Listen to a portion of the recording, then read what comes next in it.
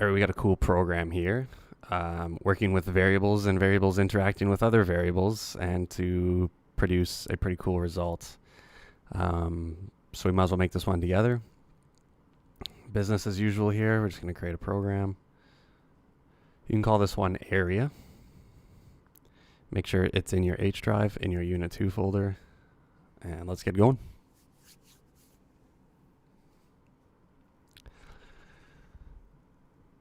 Always, always, always, right off the bat, let's rename our form. So I'm just going to call this one area.cs. And let's go ahead and change the text to area. I'm not going to bother with an icon. That's okay. So what do we want the program to do? Well, we want to do some math. And the kind of math we want to do is pretty simple, some pretty simple geometry, is we want to determine the area of a rectangle. So going back to math class, so this is a rectangle. A rectangle has a width. Whoops. A rectangle's got a width, and a rectangle's got a length. And if you want to find the area, you take the width and you multiply it by the length. So we want the user to give us a width, we want the user to give us a length, and we're going to give back to the user the rectangle, which is pretty cool, and we're going to give them the area. So some actual functionality with this program. All right, let's keep it basic. Let's keep it basic. Let's not make it look too pretty. So the first thing we should probably add is a label. And this label, I can say, enter the length of your rectangle.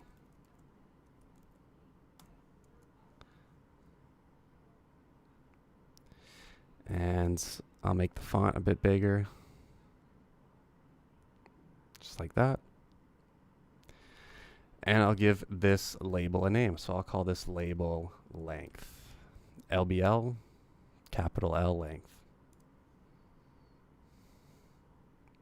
I'm going to copy this control. And I'm going to do the exact same thing, except I'm going to say width of your rectangle. LBL width.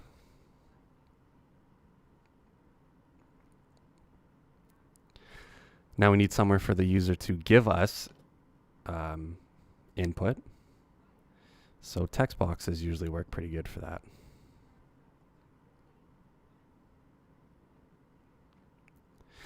And we didn't do it last video, but it's maybe a good idea. We can change the size of this text box with one of these properties. The multi-line property. So if you set that to true, we can make this text box a bit bigger, just to match with our text.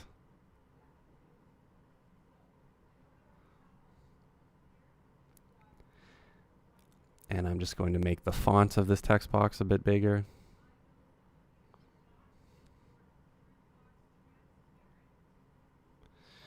All right, and lastly, we'll call this text box TXB length.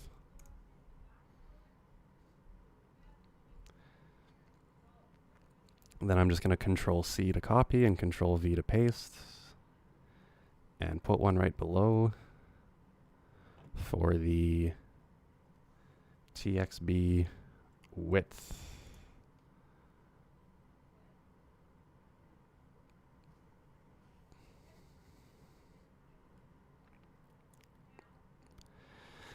Make sure everything's running smoothly. So they can punch in a length, they can punch in a width, and that's as far as we've gotten. All right, Unit 2 time. Variables. So let's add a button first. I'll add a nice big button. And I'll say this button text is going to be create. Make the font a bit bigger. And btn create. So the user's going to enter a length, a width, and we're going to create the rectangle for them and display the area. All right, unit 2 time, variables. So when they give me a length, I should store that value in a variable so that I have easy access to it. They're going to give me a width, and I'm going to store that value in a variable. So how do we do that? Well, if you click the border of your program, the little blue area, you'll be taken to your class code. And where do we put the variables? So if you remember from last video, we're going to sneak them right in here, right at the top of our program. So right under your public partial class, we can put some variables in here. So if I'm taking a width and a length, what kind of variable is that? That's a number variable. They're going to give us numbers. And we learned that if you want to have number variables, we're going to use the int. We're going to create an integer variable. So this is the variable type, integer. Now I need a variable name. How about length? That's a pretty good name. Notice the lowercase l. Do not uppercase that. And I can give length a value if I wanted to, but I don't want to because the user is going to give me a value. So I'm just going to leave it as an empty variable. Let's create another variable for width.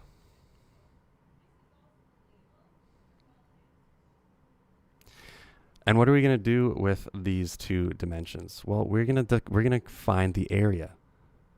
And the area is just those two numbers multiplied together. So let's create a third variable called area. So I have 3 variables in my program. None of them with a value because we're going to do some programming to get values. All right, back to our design. So when the user presses the create button, I want to draw this rectangle and I want to find the area. Let's do the area one first because chances are you probably could code it without me showing you how. So maybe if you want to pause the video and try that yourself, feel free to. I'm going to go ahead and do it. So let's bring in another label. Whoops. And I'm just going to copy and paste this label so I can keep all of the settings.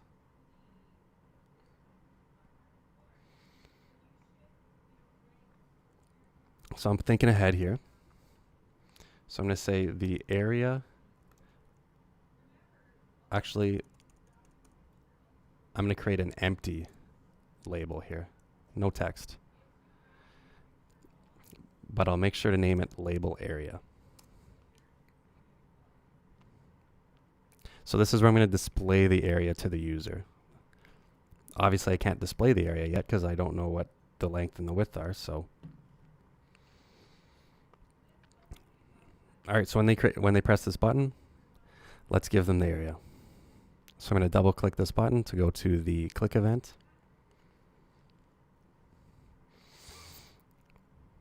So I need a length and a width, and the user is going to give me a length and a width. And where are they going to give it to me? They're going to give me a length in this text box, and they're going to give me a width in this text box. So I'm going to say that my length variable is going to be equal to whatever they put inside this text box right here, my length text box. So I'm going to say tb at txb length, but I'm not setting it equal to the text box. I'm setting it equal to whatever text they put inside the text box. Now, once again, it doesn't like this. I'm getting an error. And if you hover your mouse over your error, usually you can decode what they're telling you. Cannot implicitly convert type string to an integer. Remember, anything that the user puts inside a text box, Visual Studio says these are words and letters. But they are not entering words and letters. They're entering a number. So we have to hit it with a parse to convert it to an integer.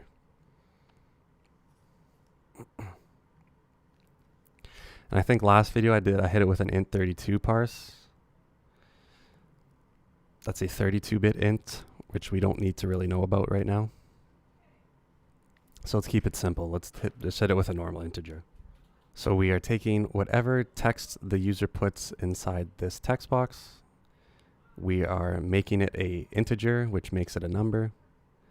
And we're saying that our length variable is going to be equal to this number. So 3 things going on in this one line of code. Similarly, we want to do the same thing with the width. So you can just copy and paste, or you can type out the exact same coding for the width text box and our width variable.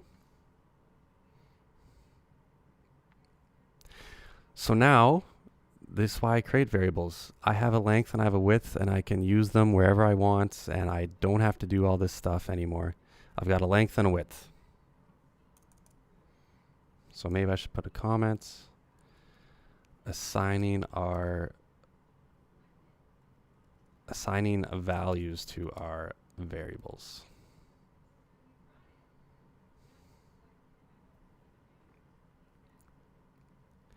I've got a third variable, area, I forgot about. Area. What is area going to be equal to?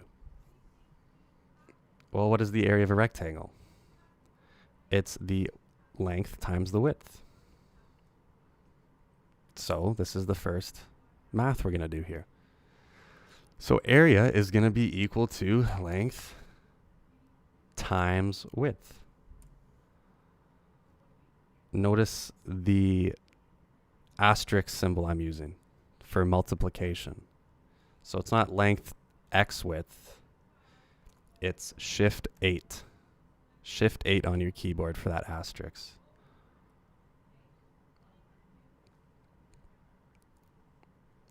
So now all three variables have actual numeric values.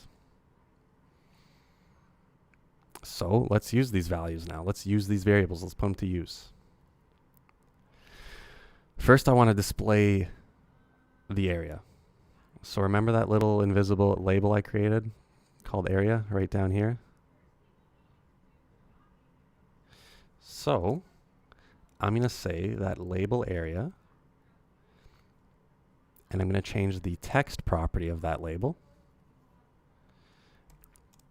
And first I'm going to make it say some bunch of words and letters. So I'm going to use these quotations, which I don't need to tell you guys about. And I'm going to say the area of your rectangle is. Put a little space there. So this is just going to spit out some words for my label. The area of your rectangle is. So if you want to see this in action, if I press that button, and I'm getting errors because I didn't put anything in my text box, which is okay. 1 and 1 and 1, create it. The area of your rectangle is. Nothing new there. I want to tell them what the area is. The area, I have a variable that is holding the area right now. So I'm going to add on to this string of text. I'm going to concatenate it. And what am I going to add on? I'm going to add on the area. So this isn't going to say area in my label. Because this is a variable, it's going to display the value of the variable. So if the value is 1, if the value is 10, 100, whatever the number value for this variable is, I'm going to see that in my program. So if I enter a length of 10 and a width of 10, 10 times 10 is 100. The area of your rectangle is 100.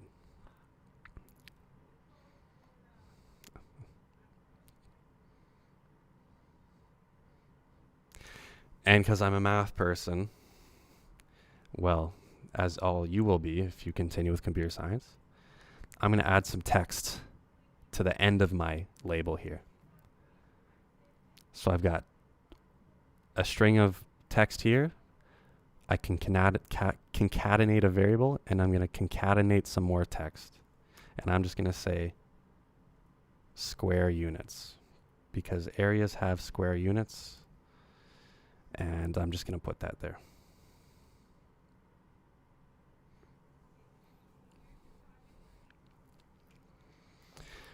All right.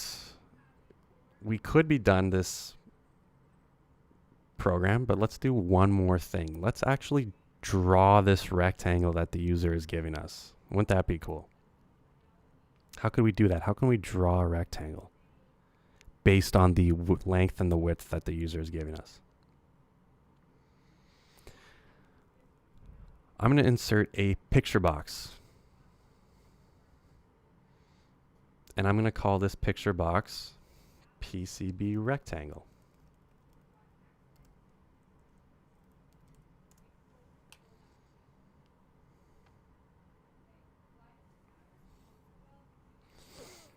Now I'm going to use this picture box to draw a rectangle.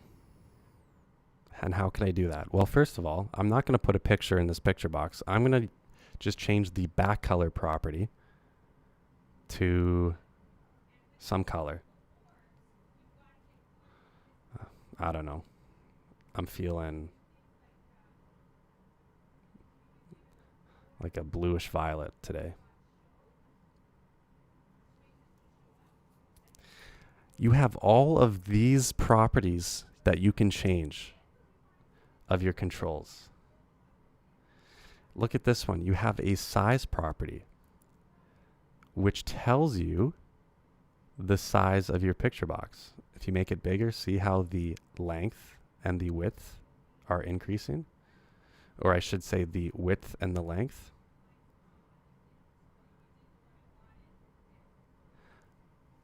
So can't I just set the size of this picture box to be whatever the length and width of the user is giving me? Sure, why not? So if I put this rectangle here, and I'm going to make it invisible to start. So I'm going to turn the visible property off so that we can't see this rectangle. And when the user enters a length and a width, I'm going to change the size of that picture box to be equal to the length and the width that the user gave me. So this size property, I'm going to change it. So how do I change any of these properties? Well, I just use the name of the control dot whatever property I'm trying to change. So I'm going to go PCB rectangle dot size because I want to change the size of it.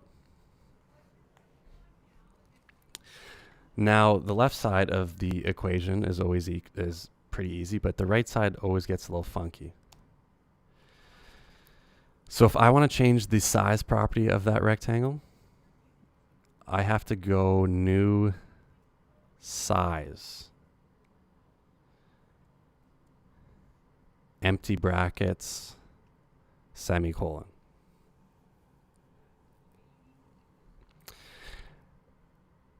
The question is, what do I put inside the brackets? Well, look at your size property. It's got a width and it's got a length. It's got two numbers. Right now it's 177 and a 74. So the width is 177 and the length is 74.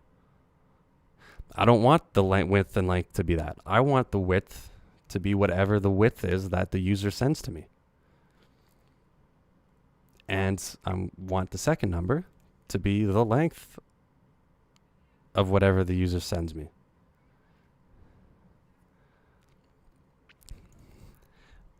And lastly, I want to see the rectangle once it's been created, so I'm going to make it visible.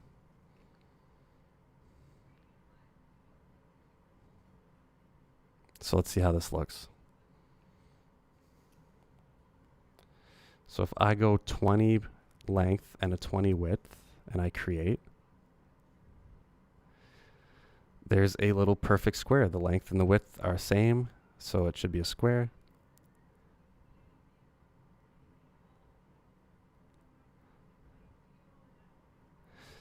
Now I haven't done any reset stuff yet for my program. Let's create a different one. Let's create a bigger one. Let's go 40 by 200. There's your rectangle.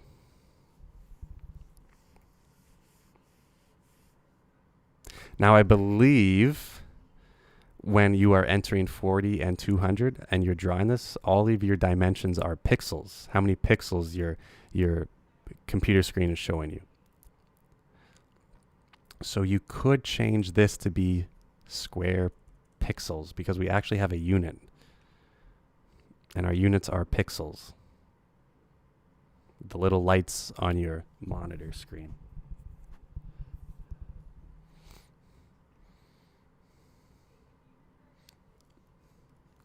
All right, so my program pretty much, let's create a really big one. If you create a too big one, obviously it's going to overflow.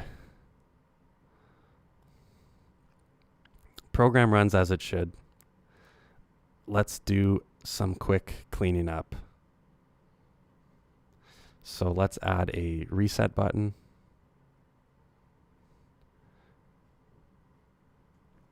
TXB reset.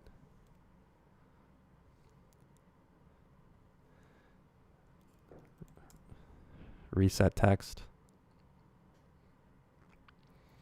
And when the user presses the reset button, what do I want to happen?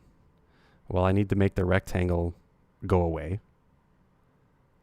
So PCB rectangle.visible equals false. And I should erase the text that the user has entered in here. So I'm going to go TXB length.text equals blank. Whoops. So the empty string. And TXB width.text equals blank. Is that all I need to do?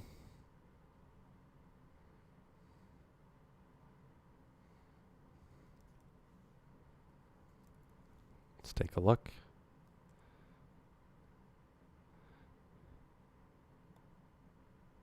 And I forgot to hide my label. Label area.visible equals false. Now we should be good. 20 by 20, create, reset. And the very last thing that we learned last lesson, what if the user is feeling a little devious, like breaking the rules? What if they don't hit the reset button? What if they just go back up to the text box and they start changing numbers? And they put this and they say, they send me a snap of my program. They say, hey, I put a length of 40 and a width of 60, and this is the rectangle you drew me, and this is the area. This is all wrong. Well, let's prevent them from doing that. And what did we do last lesson? Well, we said, if the user changes any of the text inside the text box, there's an event for that. So if they go back to this text box and they change it to a 1, let's immediately shut this down so that they can't do that, so they can't make us look bad. So in this text box, in your events, text change. Pretty much this text change event is going to act like a reset button. So if they don't want to hit the reset button and they start changing some text, we're going to do the exact same thing. We're going to just take all of this code If they change a number in here, I'm gonna turn that rectangle off. I'm gonna. Ooh, I don't want to change the text though. Of the text boxes, that's not good, because they would never be able to put anything in. But what I will do is I'll turn the rectangle off and I'll turn the final area result label off. So let's see how that works. So if they go 200 by, let's keep it small, 50 by 50, they create a rectangle. Oops. I got to turn my label area visibility back on. There we go. Because I turned it off when the text is changing, I'm making it invisible. So when I hit the enter button, I got to make it visible again. All right. 20 by 20, create. And if the user changes the text inside here, everything goes away until they create another rectangle. That's good programming right there. Similarly, I should do it with this text box too. So if I change the text in there, nothing's happening because I haven't added a text change event for this text box. Thankfully, it's the same code. So I'm just going to copy that and paste it.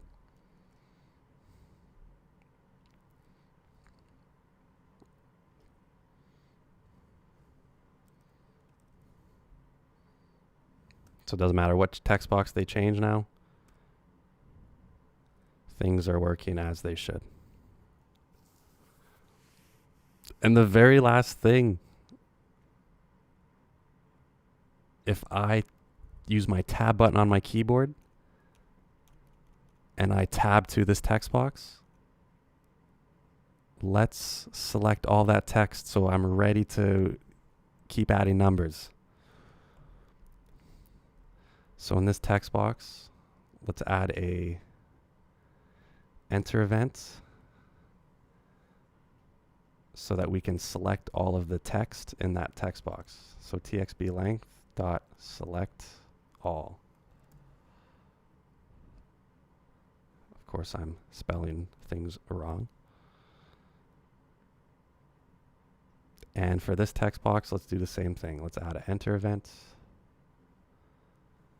txb width dot select all.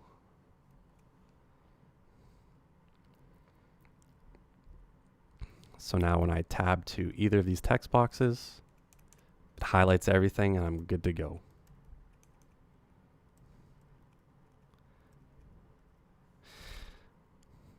All right. That took a bit longer than expected, but some good practice there with variables and some of the new events we recently learned last video.